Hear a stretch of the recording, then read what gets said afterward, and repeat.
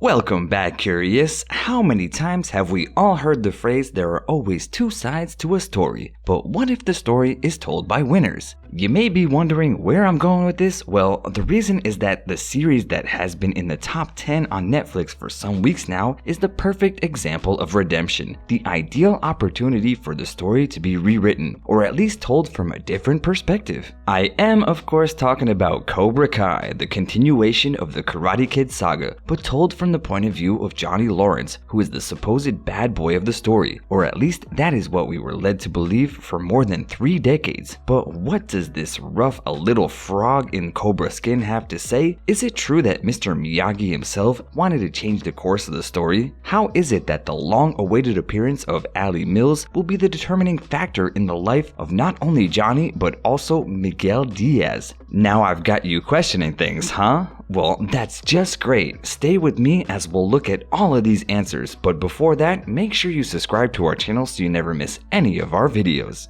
Okay, before we start, I must warn you that if you are yet to finish watching the 2 seasons of Cobra Kai, you may be in for a spoiler or two, but don't worry. I'm going to do my best not to reveal any spoilers, and I will warn you every time that there might be one. And having said that, let's get started. And what better way to do that than to start at the very beginning? And yes, that means the origins of William Michael Zabka. This will take us back in time to October 20th of 1965 in New York City, when this little frog came to brighten up his home of his father Stanley William Zabka and his mother Nancy Heimert. You may wonder why I've compared him to a little amphibian, since this is the second time I've done it, and it turns out that William has Czech origins and on both sides of his family tree. His paternal grandfather was born in the European country, as did his maternal great-grandparents. And what does that have to do with anything? The word Zabka means little frog in Czech and in other languages of Slavic origins, such as Polish, for example. In fact, it can be said that his role as Johnny Lawrence is the most important of all of the ones that he has played. However, after the great success of Karate Kid in 1984, and after appearing in some low-profile movies such as Back to School in 1986, where he shared the screen with a young man named Robert Downey Jr., William decided to follow his father's footsteps and become a screenwriter, producer, and director.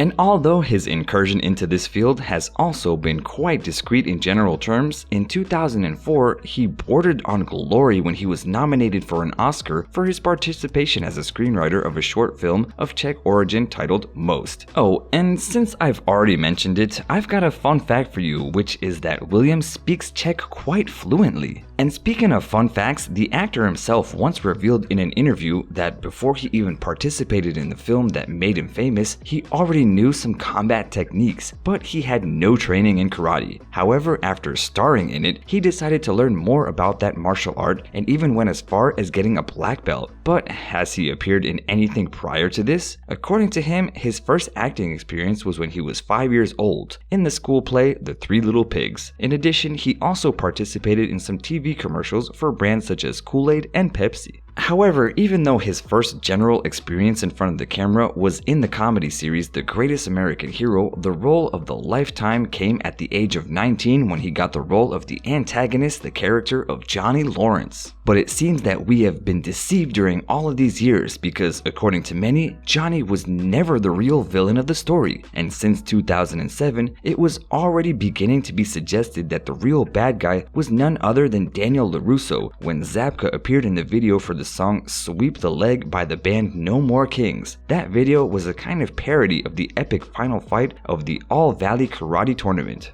And yes, after that came the famous scene from the series How I Met Your Mother, in which Barney refuses to shake hands with Ralph Macchio because he hates him for being the real wolf in sheep's clothing, more or less. So finally, in the same episode, Zabka himself appears disguised as a clown and almost makes poor Stinson's heart stop when he takes off his makeup and tells him that he's the only one who truly understood the true meaning of Karate Kid. And if you want to know more about what Macchio has been up to, then why don't you check out the video we have about the actor. But what do the actors who gave life to the iconic characters think about the eternal debate? Well, in a video recently published on Netflix, Between Jokes, both Ralph Macchio and William Zabka gave their thoughts on the view. Unlike philosophy of hitting first, hard and merciless that Johnny followed for so many years, in this case it was LaRusso who struck first when he said that Lawrence could have been a little more polite when confronted.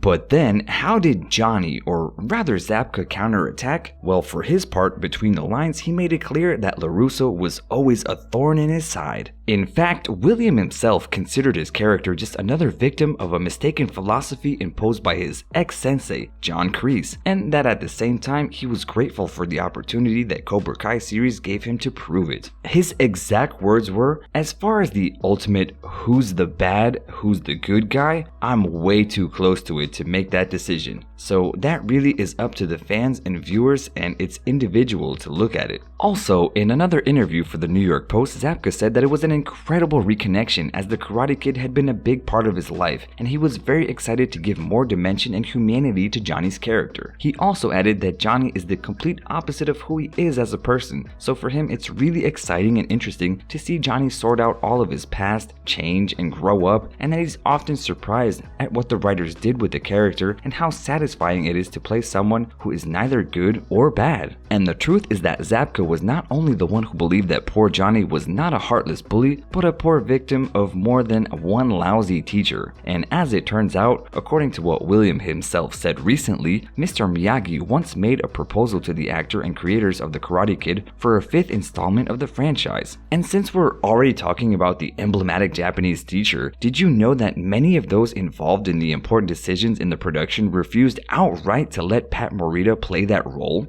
However, the director John G. Alvidson stuck to that idea, and as the result is the one that we know. Can you imagine someone else teaching karate to Daniel LaRusso? Impossible, am I right? Anyway, that wasn't even the point I was trying to make. What I was going to talk about was the idea that Morita had to give a complete turn of the character to Johnny Lawrence. The plan was that the months prior to his death, Mr. Miyagi would meet with Lawrence, who by then would have become a respectable doctor, and who would be in charge of providing the teacher with the medical care. And what would we get in return? The beloved Mr. Miyagi would become his teacher and show him a much more spiritual and sensible path. Unfortunately, Pat Morita passed away in 2005, and that idea could never be realized. However, while Mr. Miyagi was not responsible for showing Johnny a different reality in a 5th installment of the story, that did not stop the Cobra Kai series from becoming a success. As they say, the best teacher in life is life itself, and in that sense, that is exactly what has been in charge of teaching Johnny that philosophy that he had been following since he was a kid, and it was the wrong one. And the success of the production has been so overwhelming that the fans, including yours truly, are already looking forward to the 3rd season. But that will have to wait until next year. But what we don't have to wait long for is to play video games of the series Cobra Kai. The Karate Kid saga continues. The trailer was released at the end of August, and of course, from that moment on, gamers and fans of the story are already counting the days until October 27th, the date in which it was announced that the game would be available for PS4, Xbox One, and Nintendo Switch. Have you seen it, curious? It looks great. Has anyone else pre-ordered it yet? Okay, so you remember when I first promised to warn you if I was going to reveal any spoilers? Well, you might want to cover your ears a little bit if you haven't finished watching the 2nd season yet.